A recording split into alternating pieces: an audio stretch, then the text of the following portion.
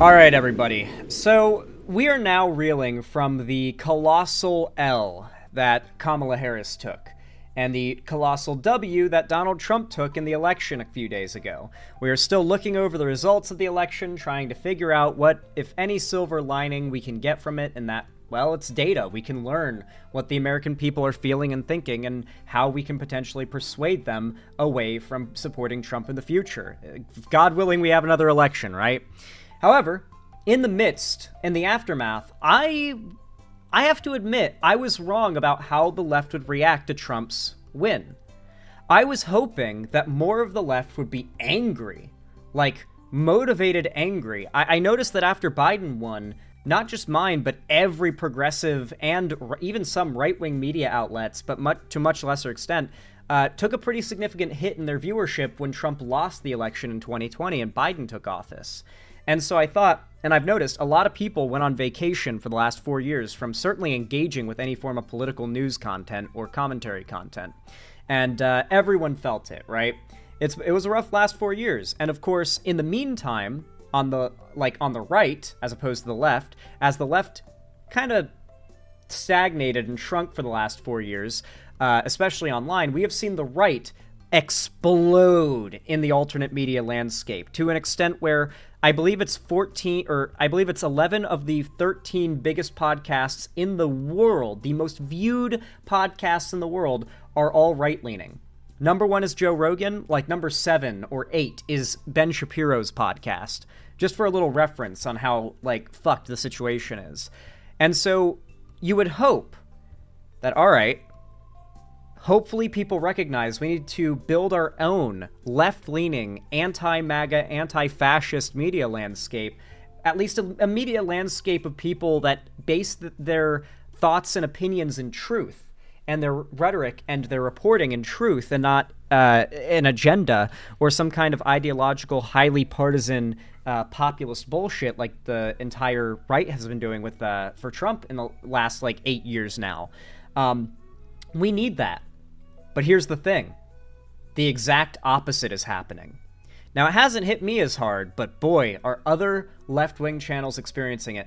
There's a video here called... I brought up David Pakman's channel, and I know some of you might not like David Pakman. I've got a few hang-ups on him. Nothing serious. I generally like him. I think he's a cool guy, but there are some disagreements I've had with him in the past, so if you have had those disagreements too, then trust me, I'm with you. I know. But overall, David Pakman's a fairly reasonable person, and he is one of the larger figures in the left-wing media space. Not very large compared to your average, large right-wing figure. He's only got 2.6 million subs compared to, the 100 million or whatever Joe Rogan has, right? But regardless,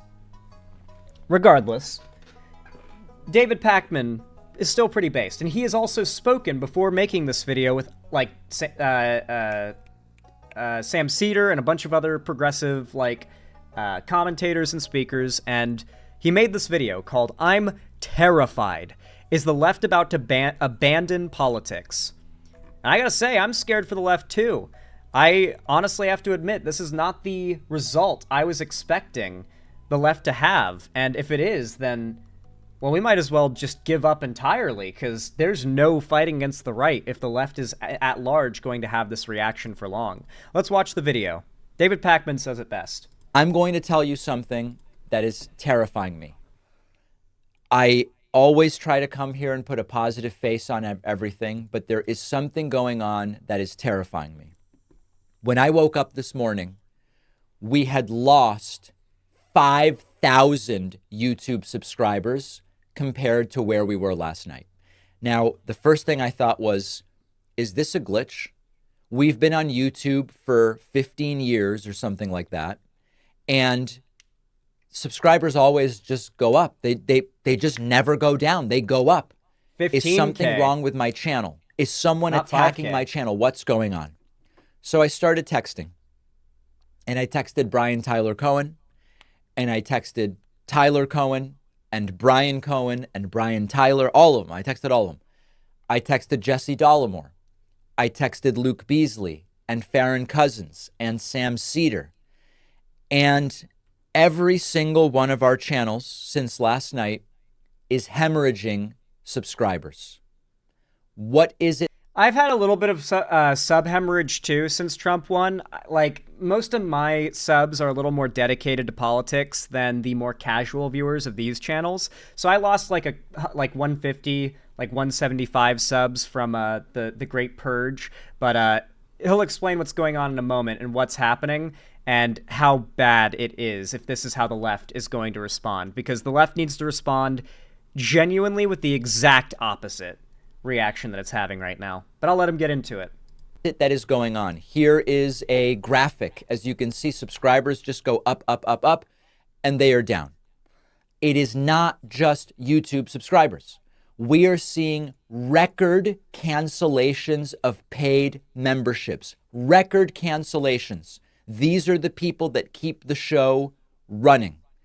Now, for a moment, I thought, if it's just YouTube, maybe YouTube is purging people who are inactive subscribers. And once a year, usually YouTube does this and you see a little decline and then numbers go back up. They're not doing it. They're not doing it. And if that were the case, we wouldn't be seeing paid membership cancellations on the website. So now I understand what is going on. It's terrifying, but it is happening. A lot of people are checking out. I heard anecdotally from a couple dozen people who said, you know, David, this is how we lose the war. We've lost the battle, and now it seems the only people with the power to ensure that we don't lose the war, that being like the audience of people who are left-leaning online that can actually support a ecosystem that can rival the right's online media domination, are checking out. They're dropping financial support. They're unsubscribing. They're not just like checking out as in like, I'm just not going to watch the videos anymore. They're going out of their way to harm the channels of the most prominent progressive figures by unsubscribing as they leave. They are like setting these channels behind, but with such massive sub drops, because YouTube like fucks you after that. They're setting these channels behind months, if not more, in being able to grow and reach more people, the people that are leaving and unsubbing on the way out. But holy crap, dude. For him, it's gone up to around 35, 40,000 lost subs for David Pakman, I think is the last I saw on Social Blade. There are a lot of people checking out, and it's terrifying. It's a little less scary for me. I think my situation is pretty stable. I actually expect things to get a lot more energetic around here on the channel now that Trump has gotten elected, especially since, my streams are already doing better since then. I recognize a lot of you here that haven't been here since Biden got elected, for example. But despite that, for the rest of the online left as a space and as an ecosystem, I am terrified. It is so clear that not only, like, we've always been fighting an uphill battle, let's be real, like, I've watched and I've looked at like the engagement rates for right-wing content compared to left-wing content, and it is so low. It's not just that left-wing content gets far less views, but content that gets any views on YouTube has the potential to go viral and get a lot of views. But for that to happen, the viewers that watch have to be motivated to do things like comment and like, because views alone are not enough. They have to comment and like too. Completely free, simple, fast ways of supporting a channel. Something you'll notice, by the way, is that even outside of the realm of politics, all the biggest channels have little tricks and community things they do to boost engagement on all their videos. Have you noticed that? How often have you heard a YouTuber ask, can we hit a certain like goal on this video? Because if you can hit a certain amount of likes, the video is guaranteed to get a certain amount of views, because YouTube pushes videos so much more when they get more engagement. Comments, comment jokes. How many times have you seen, one of my favorite examples actually is Creepcast, the Creepcast YouTube channel. Nope, this is not a leftist thing at all. This is simply a leftists are lazy. This is the reality of it. Leftists are lazy, and I'm going to explain that in a moment. When you go to a Creepcast video, and I go to them when they first come out, I watch Creepcast content the second they drop a new video, right? I always hit the like button first. I know I'm going to like it. I love that channel. I know I'm going to like it. I want to support them. So the second I click the video, my mouse darts to the like button and clicks it and hits like. And since it's usually pretty early, I like to go down to the comments and I comment as well. And if you look at the comments of any Creepcast episode, you'll see there are countless comments that just say, "Who's up creepin' they cast?" Or some variant of that, like, funny. I find it funny, but let's be real, kind of a dumb little joke, right? But that inside joke is something that everyone comments, or a lot of people, a ridiculous quantity of fans, comment on every single Creepcast episode, guaranteeing a ridiculous amount of engagement. And so Creepcast is one of the fastest growing podcasts on the planet right now. And I myself am a fan. That is a completely apolitical example of how channels grow. And frankly, channels don't grow from financial support. I get that he's upset that he's losing memberships and stuff, but complaining about the money is kind of cringe. You know, like, okay, I get it. You know, the bit of money's drying up. It's scary. I understand, David Pakman, but let's be real. Donations and financial support from audience do not equal more eyes on left-wing ideas. I, nor any of these left-wing figures, will likely be asking you to donate. I mean, I'm not, but they might. I will say. I'm not asking you guys to donate to your favorite progressive figures. You do not need to dip into your funds and give to figures that you do not want to give to or feel, unless you want to, unless it's like truly what you want to do and you can afford it. Obviously. But at the end of the day, that money wouldn't have equaled more eyes anyway. What equals more eyes is completely free.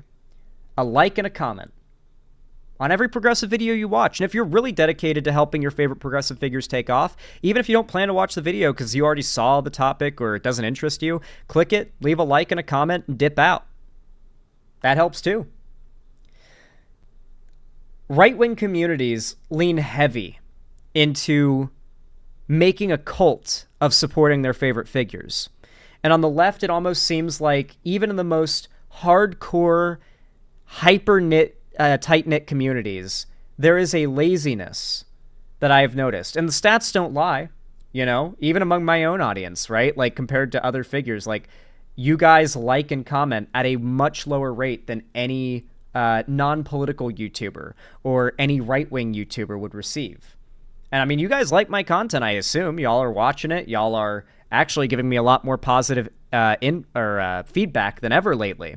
And so I'm going to be grinding like crazy. David Pakman's going to be grinding like crazy. Every progressive figure on this platform the day after Trump's election made a video like this one. And it is in our court to grind like crazy to rival the media landscape of the right. Hell, even Philip DeFranco made a segment today talking about how the left desperately needs a Joe Rogan. The left desperately needs to build up something that opposes the right.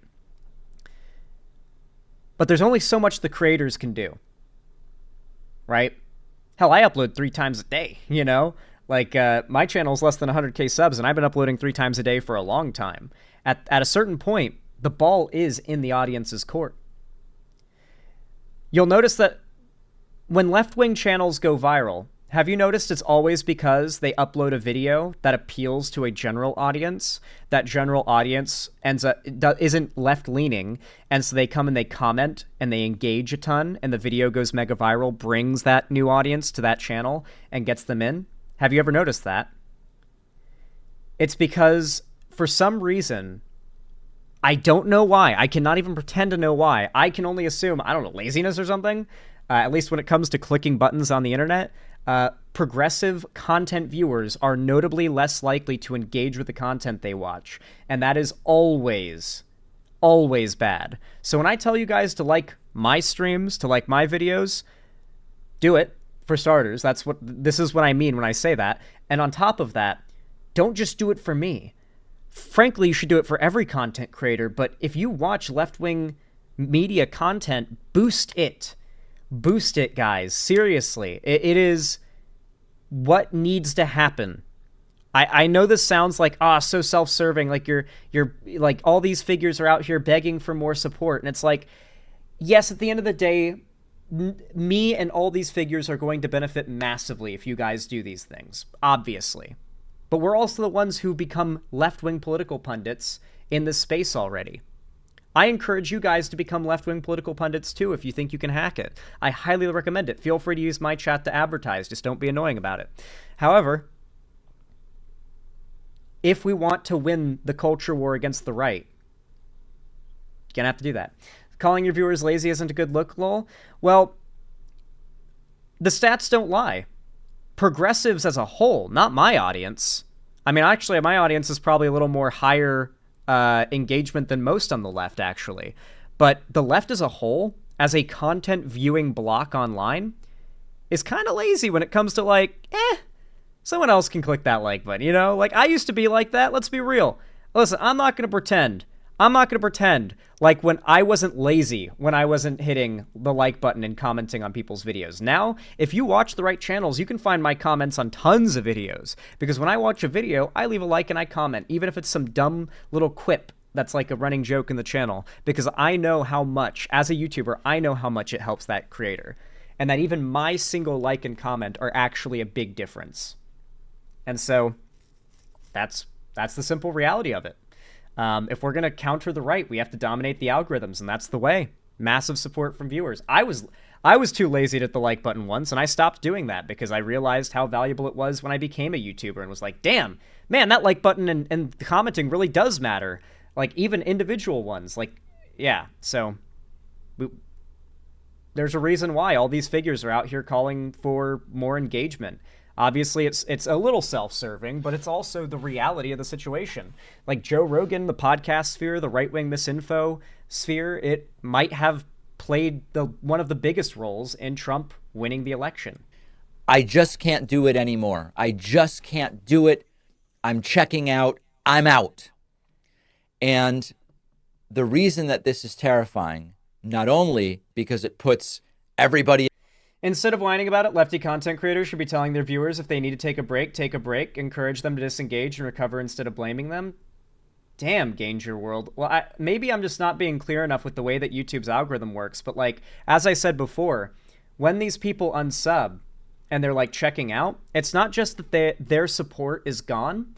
It's that when YouTube notices a out of nowhere massive drop in support, YouTube's like, oh, people don't like this content anymore. And then it doesn't matter necessarily how hard you work. It's going to take months to recover because YouTube is like artificially, like algorithmically shadow banned you. And this is happening to a bunch of progressive figures right now. And so it's not like, oh, just stop whining, tell your audience to go take a break and not watch your content anymore and come back in a few months. Like, well, that's how we lose. We need to be doing the opposite. That's just not the solution.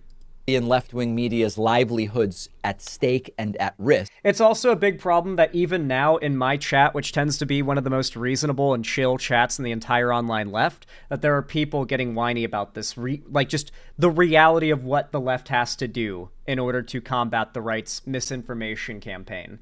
Like, and I'm not even telling you just support me. Support every progressive figure you watch, and frankly, if you're a YouTube watcher, you should be leaving a like and a comment on every YouTuber you watch. I watch Creepcasts and I give them a like and a comment. That's just what you should do if you have the time.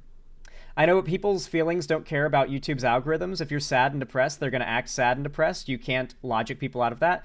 When have I been sad and depressed? I've been getting shit for not being sad and depressed the last, 4 days. What do you mean? I was getting shit all night on election night for being like, Harris can still win. I was getting a decent amount of shit the day after the election for being like, we can prepare. This is motivation. We need to fight harder. We cannot lay down and give up. I've been getting nonstop shit for refusing to be sad and depressed about these results. And you're telling me I'm being sad and depressive about the results?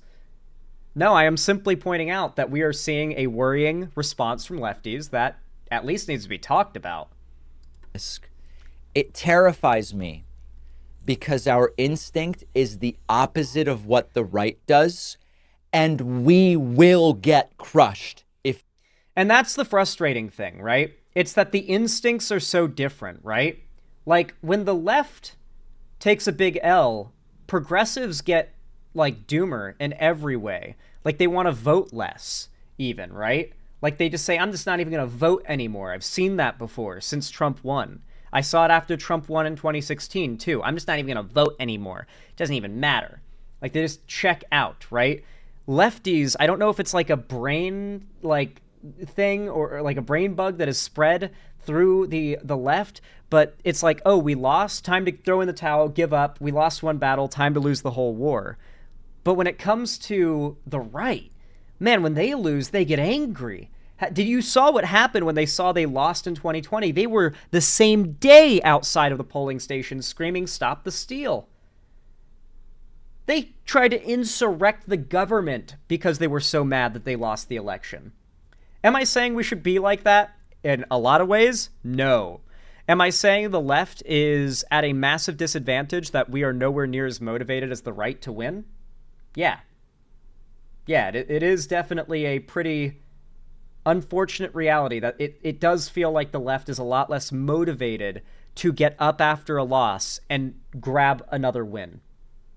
It's frustrating because I'm part of the left and I want the left to win. You guys remember that I started doing progressive political content after doing gaming content for years. I just decided to upload a gaming video where I would rant about incels and Notch being like a transphobic right-winger. And people liked my like random rant about Notch being a dumb fuck that I made simply because I was mad at Notch. I was genuinely angry at Notch, and I made a video ranting about how mad I was at Notch, and then people liked it enough that I was like, damn, okay, if you guys want me to talk about my politics more, sure. And I entered this space to complain about the right wing's domination of this space, from Notch being a conservative, transphobic piece of shit to the figures that I started out dunking on that were prominent in the space in the beginning, and some still are. At the end of the day, I was just a lefty content viewer that got so fed up with and so full of things to say about how stupid the right is that I started doing it on the internet, and it took off, right? But at my core, I am still a guy who likes watching progressive content, who is left-leaning and wants to see the left succeed.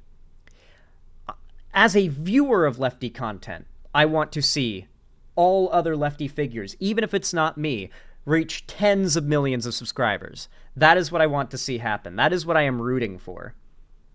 I wasn't saying you were being sad depressed. I'm saying a lot of lefties were. Oh, okay, so they... Yeah, okay, I get what you mean. I see how I misread it. I apologize.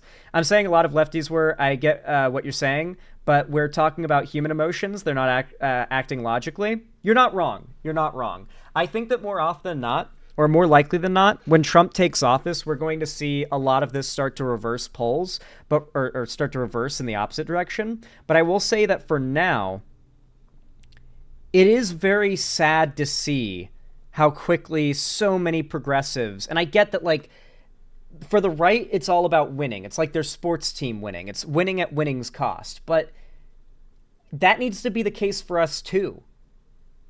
What we are fighting for is non-negotiably good, right? And what the right is fighting for is non-negotiably bad. If that is the case, then our first and foremost goal at all junctures should be to win.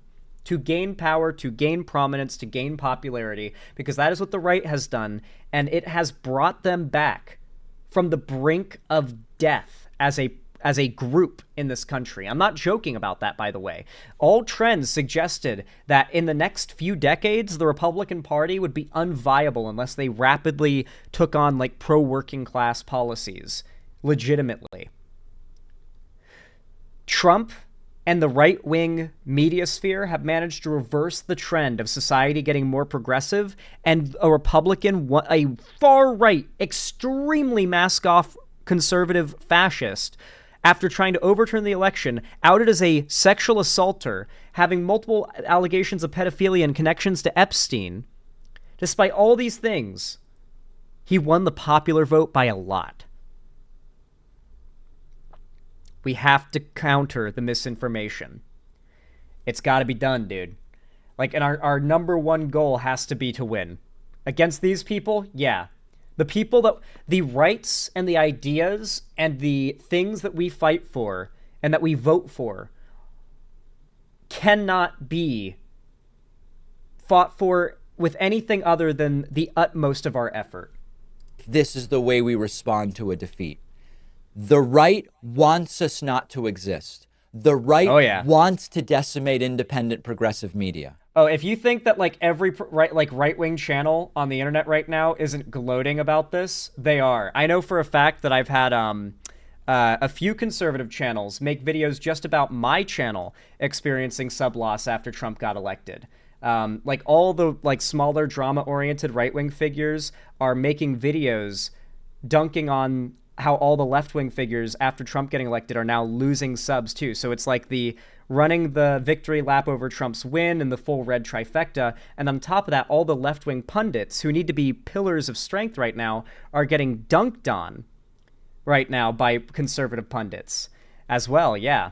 So yeah, I get if you want to leave the internet if you're a lefty, because man, the right is just running around trying to bully progressives as much as possible right now because they see it as like a time of vulnerability.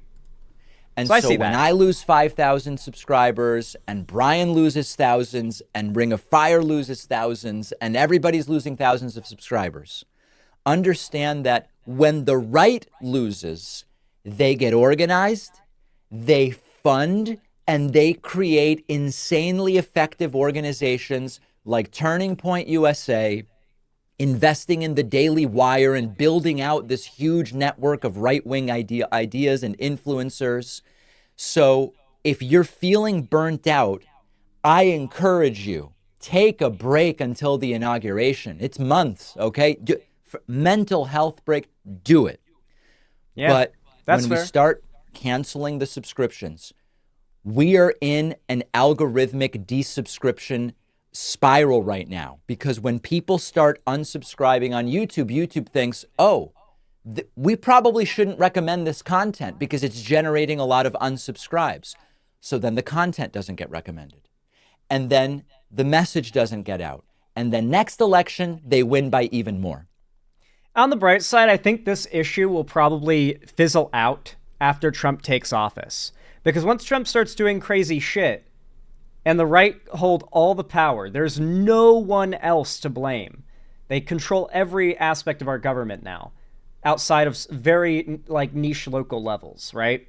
So like the right, like the middle class, the working class, the people that want to constantly complain about the state of things, and there will always be a lot of people unhappy with the state of things, will have no one to blame but the Republicans in power. And when that is the case, I think that progressive pundits in the mainstream media and alternative media online, just across the board, are going to see an influx of growth. Just naturally, right? Just on a natural level. No matter what happens, that's what's going to go down. But if the left is going to challenge the right in the information war on the most used information distribution system in the world, the internet, if we're going to win the information war on the internet, we have to take advantage of that momentum that is coming hard. Like heavy lean into those free forms of algorithmic boosting, like likes and comments. And like I said, it's not good enough to do it for just me. If you guys watch a lot of like other lefty content creators, I really do appreciate it if you like and comment on all my videos, but it's not good enough to do it for just me. It's not. You got to do it for other channels too. If you watch like, I don't know, Midas Touch or Sam Cedar or David Packman, you got to do it for them too. It's not about my success. It's about the left's success as a whole. A rising tide raises all ships. At this point, I care very little for infighting with the left. There are people that I despise on the left. There are people that I have great personal disagreement on the left. I genuinely, in the next 4 years, have no interest in fighting with other people on the left, with woke scolds, with progressives, with other YouTubers on the left or anything. Genuinely zero interest. It's a waste of time. And even punching back at their punches at me does nothing but create a fight and drawing spectators to divide the left. So even if I'm getting videos getting called out by lefty figures for, I don't know, saying retard or something, I'm going to turn the other cheek. Because frankly, starting a internet fist fight for everybody to watch isn't productive for the future of the online left. It just shrinks audiences, splits apart. It's not valuable. What value does that have? I hate tankies, don't get me wrong, they're cringe, but you know what? Right now, I think more of Hassan's audience probably voted for Harris than didn't vote at all. Especially based on the fact that like a lot of Hassan fans on Twitter were complaining about Harris losing, and were like clearly rooting for her based on how they were tweeting. So I genuinely, even Hassan, I don't see myself dunking on too much unless he does something genuinely horrific, because it's just not productive. Our focus needs to be on a number of things right now. At least this is what I plan to do to try and grow my little slice of left-wing punditry and trying to reach more people. I've noticed that what the right does that is so effective, that grows so much, is that they talk about everything that is popular and they discuss any political association that those popular things have, right? If something is if it's the Hawk Tuah girl that is relevant, and that's a meme at the moment, they will make a video about how the Hawk Tuah girl is like, I don't know, the red pillars loved that shit, right? And so anything that ends up being a meme, the left needs to jump on it. It doesn't matter if it's some brain rot, completely incomprehensible Gen Alpha bullshit. It's got to be embraced because the right does. Gaming, oh my god, gaming. Oh, gaming. Where do we even start with gaming? I mean, I'm already deep in that shit. You know, I've already been doing the gaming commentary, anti-woke gaming debunk stuff for a while, so that's gonna even more of that, I guess. But like, when there is YouTuber drama, these right-wing pundits are out there talking about it. When there is a big event in the world that isn't even necessarily political, these right-wing pundits are talking about it. They're variety creators when they need to gain an audience, and then they're right-wing pundits when they need to radicalize that audience they've gained. And so my plan, and what I hope to God other figures in this space plan to do, is to diversify their content. The fact is that even with a lot of discontent for the Trump administration that we're going to see in the next few years, if you want to do what the right has done, you cannot pigeonhole yourself into exclusively politics. If, like, tomorrow, Jake Paul and some other YouTuber end up in beef, and everyone is talking about it, and it's blowing up on Twitter, if you're David Pakman, you need to be one of the first YouTubers to cover the beef.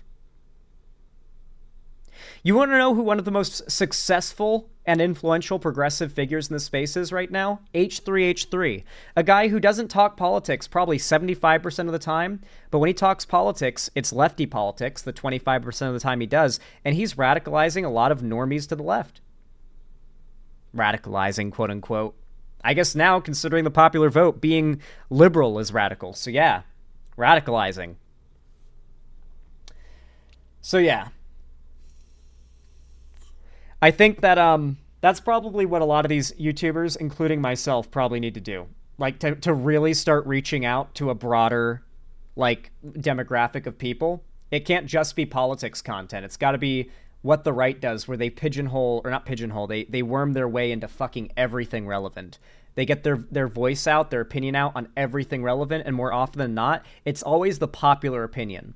So if there's just some, like, standard, basic, of course, that's what everyone believes opinion on some current drama, then have that opinion. Even if it's like, what value is there in me saying this? Say it because the value is that people will watch it.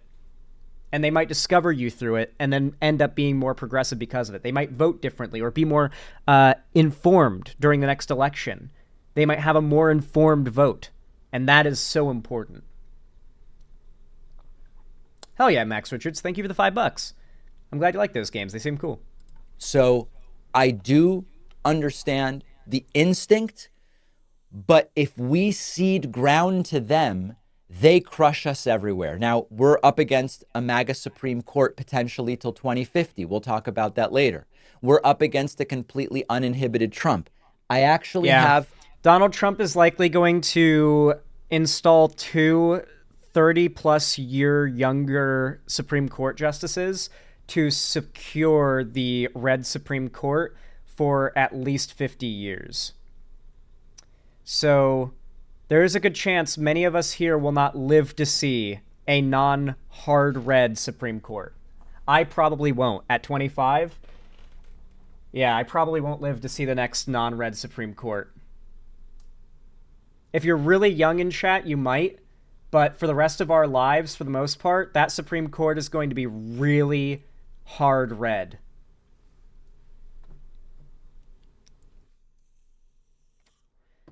That's a really grim reality. Lifelong terms are bullshit. An entire chapter in my forthcoming book, The Echo Machine, about exactly this. It's the introduction. In the introduction, I explain how it's disgusting to me that when you engage in politics, you can't just find solutions. First, you've got to convince people climate change is even happening. You can't just find solutions because half the country doesn't even accept the science of vaccines. And this is a core, he is kind of shilling his book here, I feel. But at the same time, this is actually a good take. That is the most frustrating thing and the most uphill battle thing about being a progressive figure or a pundit, is that your progressive words, your arguments are not going to get through to a lot of people because they aren't even convinced that the problems that you recognize exist. If they do recognize those problems, they think that you're probably the fault for them. It's like there's so many levels of conversation that have to be had before we can even have the conversation about whether or not we should do the solution. It's insane, especially when the right also has the benefit of they just lie and lie and lie. And if you're going to counter their lies, you have to spend 10 minutes debunking every lie they tell. It seems like a reactive form of, like a reactive meta of content for left-wing figures does not work. Simply basing your platform on dunking on right-wing figures, as that is good stuff, it's not the only thing you can grow on. It only appeals to other lefties at the end of the day. I mean, you get some normie or right-wing like pull, sure, but at the end of the day, what really seems to do it is what the right does. And that's talking about popular, mainstream, in the realm of popular discussion issues, even if it's not politically related.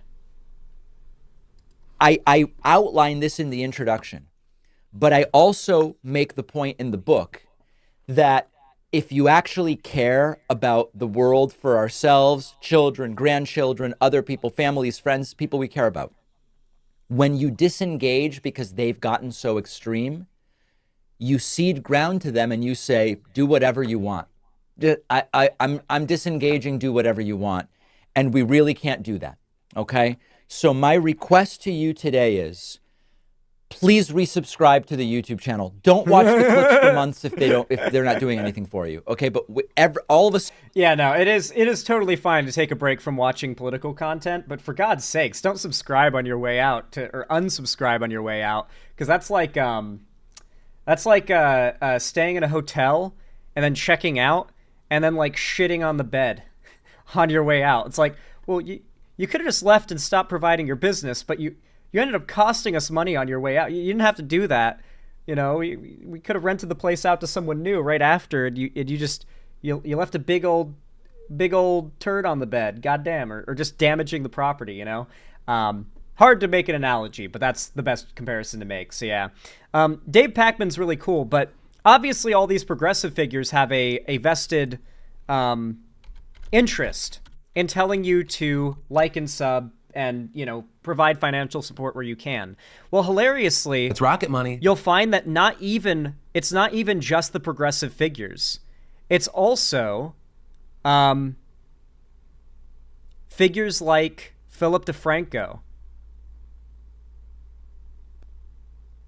Here it is. It's actually the first segment of his new episode, of his morning news episode he did today. I clicked it while I was making my breakfast. I had tilapia for breakfast, by the way. Tilapia is one of the few meat things you can get at the store that isn't really expensive.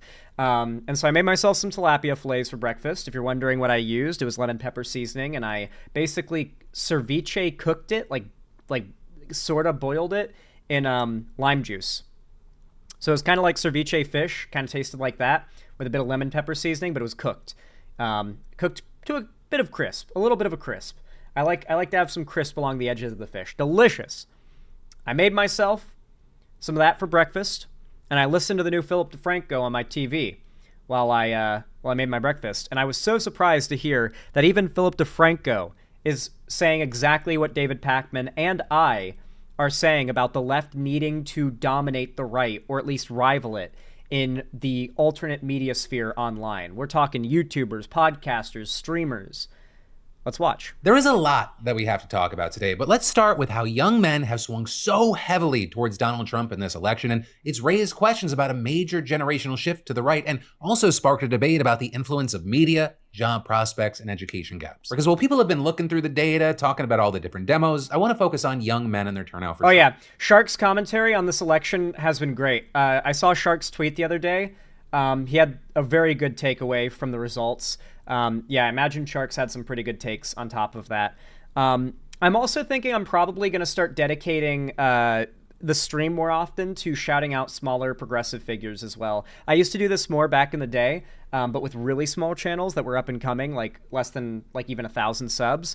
Now I want to do this more just like, oh, hey, have you guys heard of this lefty figure? I've watched his stuff. I think it's pretty good, pretty well reasoned, pretty chill guy, or girl or NB. Go check them out.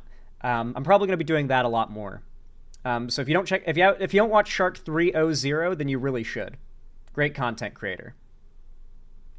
With NBC News exit polls finding that men 18 to 29 went 49% for Trump and 47% for Kamala Harris, with that gap being way more pronounced in swing states. CBS News found that men under 30 in Pennsylvania, they voted for Trump 56% to 38%. And ABC News finding that in Michigan, Trump had a 20-point lead with young men. And understand this young men thing is not just, it didn't pop out of the ground. The young men voting at such a high rate for Trump is almost solely due to the internet. I guarantee you.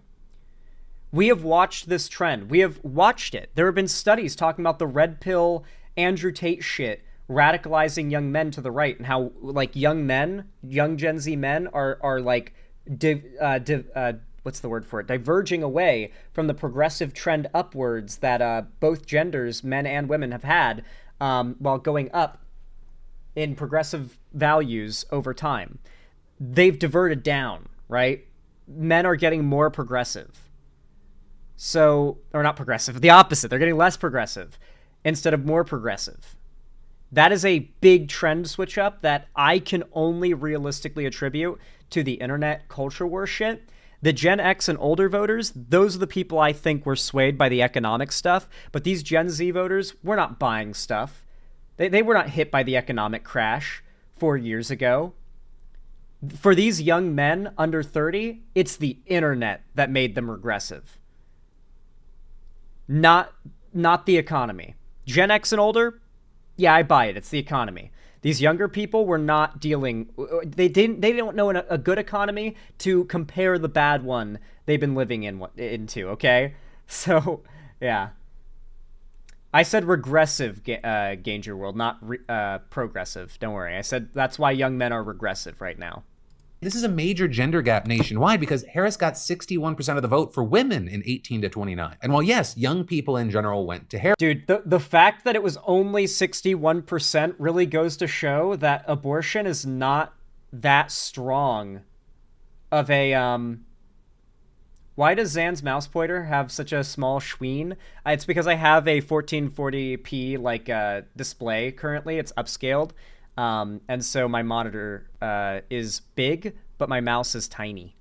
My little mouse thingy is small. So are like all the programs on my desktop. They're much smaller too. It's neat. It's a neat little side effect of having a upscaled display. Harris, the Democrats hold on young voters, it's shrinking. With, for example, CNN finding that the advantage went from 24 points for Biden back in 2020 to just 11 points for Harris. And Axios noting there that merely goes to show that women did not come out to vote for abortion. I feel like this really does go to show there are a lot of women out there, like a significant amount of women, even in Gen Z, with such low support for Harris, 61% from Gen Z women. That really, really goes to show that Gen Z women, like a decent amount of them, almost half, are not willing to fight, are willing to vote against their bodily autonomy. Even among Gen Z, there are a lot of women who are themselves. This is a big part of what the left needs to do. Stop being afraid to say what's real. Women fight to uphold patriarchy almost as hard as men do. If over 40% of Gen Z women voted against their right to abortion, for the guy who is platforming people arguing that we need to repeal women's rights to vote, then we need to understand that there are a substantial amount of women out there, even young Gen Z women, who are themselves fighting in order to maintain patriarchy right now. We need to stop talking about demographics of people like they're our allies.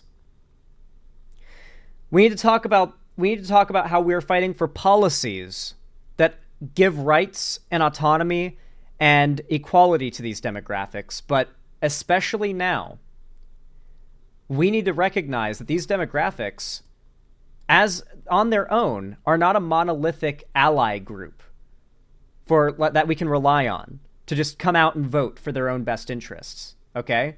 That's not something we can continue to rely on. We just can't. This shift, especially considering the turnout from young men, quote, signals that the MAGA movement, with the support of a great deal of America's youngest voters, has lasting power. And the thing is, right, this shouldn't be a complete shock. There's been coverage of the political gender gap heading into the election. Right? I mean, back in August, the New York Times ran an article titled, "Many Gen Z Men Feel Left Behind. Some See Trump as an Answer." And that is 100% something that Trump's campaign. You know what's so crazy?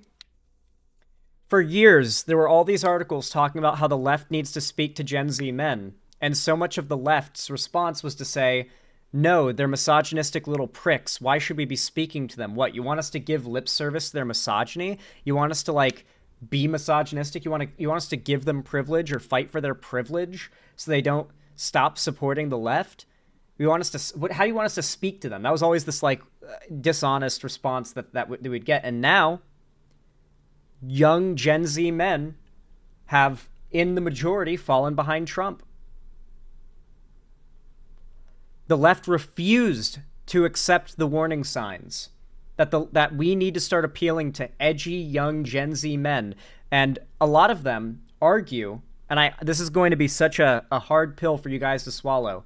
Do you want to know what a lot of these young men have said? Push them away from the Democratic Party? They say the Democratic Party is too effeminate. That sometimes even for them, the Republican Party leans too heavy into the machismo, but it's better than the hyper effeminate vibes of the Democratic Party. And I didn't understand what they meant by this at first, but like, it's more obvious when you've got Hillary or Kamala Harris running, but I'll use an example of Biden running so we don't necessarily associate that with like, oh, it's because a woman is running. A lot of these young men, they look at like the vibe of Democrats when they speak, and it's polite. It's nice. They consider it effeminate.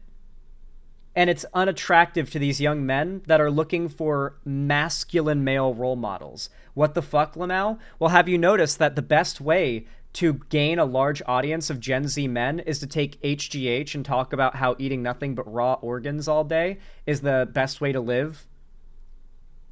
Have you noticed that? Right now, the new trend is drinking unpasteurized milk, by the way. Yeah, these young men want big, macho men. That's what they want to look up to. They see the chill, laid-back, kind, effeminate, is what they call it, vibes of the Democrat Party. And this was a vibes-based vote. Never mistake that this election, Trump won this election based on vibes, okay? People had the vibe the economy was better under Trump. People had the vibe that the Democratic Party does not appeal to them because it's too effeminate, okay? I don't know how we do it. This is not like we need to push women out of the focus of the Democratic Party to do this. No. It means the Democratic Party needs to have had Arnold, who endorsed Harris, by the way. Arnold Schwarzenegger needed to have come up on stage during the last big DNC event, the big Kamala event, and rip off a black and white suit to just be completely glistening and shining with his muscles. He needed to have done that and been like, vote for Harris! Vote for Harris! You know, he needed to be like on the stage yelling with his thick-ass Austrian accent and his bulging muscles and yell. That is the shit the Democratic Party needs, because when Hulk Hogan did that shit, the whole crowd cheered, and then Trump won the election in a landslide popular vote victory. Not electoral college victory, but popular vote victory, damn near landslide. So, yeah, very clearly, this complaint from young men that the Democrat Party is too effeminate, you can say that's cringe, but we're losing their votes. We're losing their votes. Clearly, machismo and leaning into the fact that the aesthetic of being a big macho man and hyper-toxic masculinity, it's not going anywhere. It's not dying. It is possibly a fundamental core value that all men will always have in our lifetimes. And that if we aren't able to use it and turn it into a tool, then we will fail. Because the right is appealing to the most core, primal, emotional, base thoughts of young men. And the left refuses to acknowledge those thoughts as even valid. And we will not win them over if we're not willing to even cede the smallest bit of like, okay, maybe it does suck that you can't get laid, right? Like that, it does suck that men are lonely, or it does suck that men can't get laid. And that does feel like for a lot of men, there's this imbalance in the dating world where like women are the gatekeepers of sex and men are expected to be like losers, or men are seen as losers if they cannot get through that gate often enough, so to say. This toxic dynamic sucks for men. It does. It sucks for women a lot more, let's be real. But when we're talking to them, we have to be real with the fact that, yeah, the incel movement, it's not something that should just purely be made fun of. It should be seen as a symptom of men's anxieties that need to be acknowledged by the left if we're going to succeed. These election results show that it's not just like a talking point anymore, that young Gen Z men are going right. It's absolutely just the reality. And we have to start winning them over now because we're in that much trouble with them. Many Gen Z men feel left behind. Some see Trump as an answer. And that is 100% something that Trump's campaign was actively trying to tap into, especially in terms of young men's media consumption. We had Trump just bouncing from podcast to podcast of these big male influencers. And hell, even early in the morning when Donald Trump had won the election, Dana White credited these people. I want to thank the Nelk boys, Aiden Ross, Theo Vaughn, busting with the boys, and last but not least, the mighty and powerful Joe Rogan. I get it. It's easy to see videos like what David Pakman made. What this video is going to end up being is just a desperate cry for progressive content creators to get more engagement and to grow. And, you know, there is the self-serving factor. It does help. But the reality is that the Republicans are screaming from the rooftops what got them elected. They're telling you what got them to this point, what made them this powerful, what got them the what most people thought could never happen again, a red trifecta of a fully red federal government. Aiden Ross, Joe Rogan, Theo Vaughn, these big YouTube podcasters. There's Trump on stage behind Dana White, smiling as they thank these figures. We have to rival this. They shouted them out during the victory speech. There is no ambiguity about what the left has to do to beat the right. I'm not trying to convince you. Frankly, the right is telling you what won them the election. If you think we need what they have, or if you don't think we need what they have, then I don't think any argument I can make is going to convince you. But that's pretty much what I wanted to talk about. This is how, at least online, the left wins. We need a massive platform going into the next election, ideally by the midterms, but especially by the next election, because we can only tell people to vote so much. There have to be a lot of people there to hear it. We can only give correct information so much. There have to be people there to hear it. And so I will once again say, both as an outro to this video and as the fundamental core premise of the video, please leave a like, subscribe, ring the bell icon to turn on all notifications, and comment. And not just on me. Obviously do those things in this video and stream if you enjoyed this segment, but do it for every progressive content creator that you watch, that you enjoy and want to support. A comment and a like on every video if you can. At least every video you watch from them. If you can do that, then you'll see the difference, and you'll see it fast. And encourage others to do the same. Let's say, for example, on my community, we're going to say,